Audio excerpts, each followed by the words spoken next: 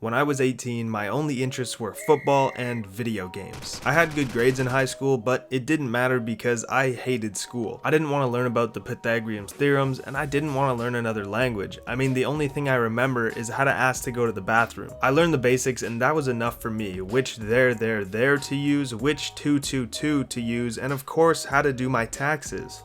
Wait. Yes, it's not like I had a bunch of things stacked against me, but I didn't really have anything going for me either. I was living with my mom and working part-time at Lululemon as one does. I didn't hate my life in any ways, but I wasn't making progress in anything at all. And yet 2 years later, I was actually making $60K and heading to work with a smile on my face. Whether you're someone who just wants to see how I did it, or you're one of those who doesn't know what they want to do yet, I'm sure this video will give you some things to think about.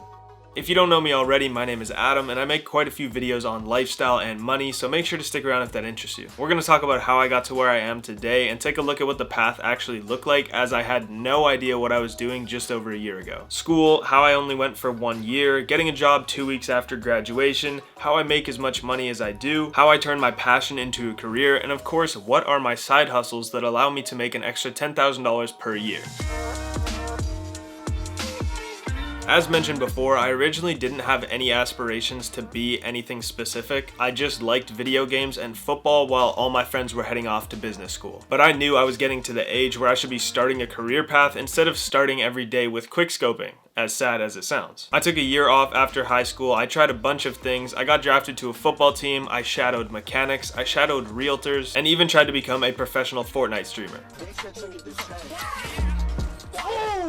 Anyways, throughout that whole year, I just found out a bunch of things that I didn't want to do, but I never found what I actually wanted to do. So when time came to go to school and decide what I was going to do, I just chose something that I'd always enjoyed, and that was video games. And if you've watched other videos of mine, then you may know that I'm currently a video game developer. So yes, I studied video games in school, and instead of going to a traditional program that was like 3 or 4 years, as we know, I was not a fan of school at all, I decided to go for 1 year and do a condensed program instead of like the 3 or 4 years that people normally go for. I just couldn't commit to several years back in school. No joke though, here's a photo of me in the back of my classroom senior year of high school, and class was probably on during this time too. I literally just did not care. Some people say nowadays that school is just a waste of time and money, but I mean, you just gotta look at school like a tool. If you want to do X for your career and like do this job, but you know literally nothing about it, then obviously school can help you. And for me, I knew literally nothing about what went into creating video games, so that's why I went to school. And my school experience was pretty good. I made a lot of friends and also a lot of connections that would turn into industry connections. And most importantly, I worked really hard and I learned a lot in that year. I even slept on the floor some nights of the classroom, which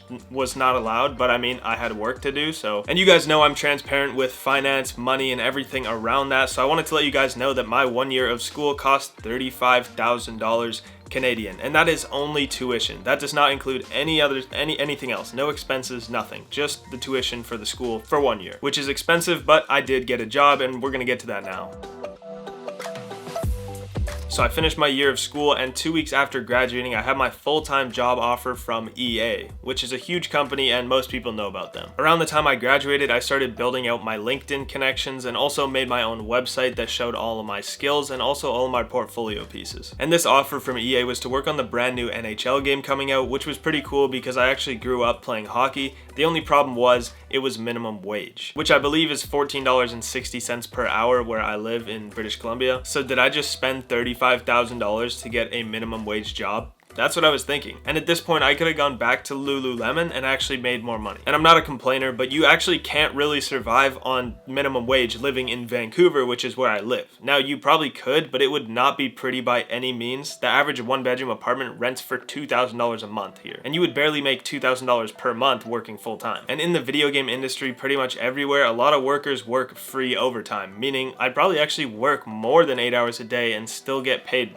$14 an hour. And so I told him I had to think about it, as I really didn't want to accept a minimum wage job. And that was when a connection from school actually saved me and told a company to reach out to me, as I had the skills that they were looking for. And with this company, I got the job offer in my first interview after they took a look at my website. And just like that, 3 weeks after graduating, I was starting my new full-time $42,000 per year salary position. Now you may be thinking, doesn't the title say $60,000 a year, not 42? And that's right, but I actually had 3 other income sources while I was working my full-time job, which we'll go over right now. But first, I actually ended up getting a few promotions this year at my full-time salary position, and I went from $42,000 a year to $48,000. So currently we're at $48,000 for the year. My second largest income source throughout the year was freelancing, which made about $7,000. People always recommend to do freelancing if you're trying to make more money, or do a side hustle and make money on the side. But the problem with that is, you have to have those skills in place to actually get paid for that. And I was lucky enough that after school, I had good enough skills that companies would actually reach out to me a couple times per month and offer me positions. And this was great at the time, and it just sounds great, like a new way to make money. But what actually ended up happening was I was working 12, 13, 14 hours a day just doing the exact same type of work, just for different companies. And after a couple months of freelancing, I decided to decline every offer I was getting, even the ones that were paying $75 an hour, because I was feeling real burnout. And when you feel real burnout, you don't care how much money you're making. So I stopped doing that, and overall this year I made $7,000 from freelancing, so now the total is at $55,000 for the year.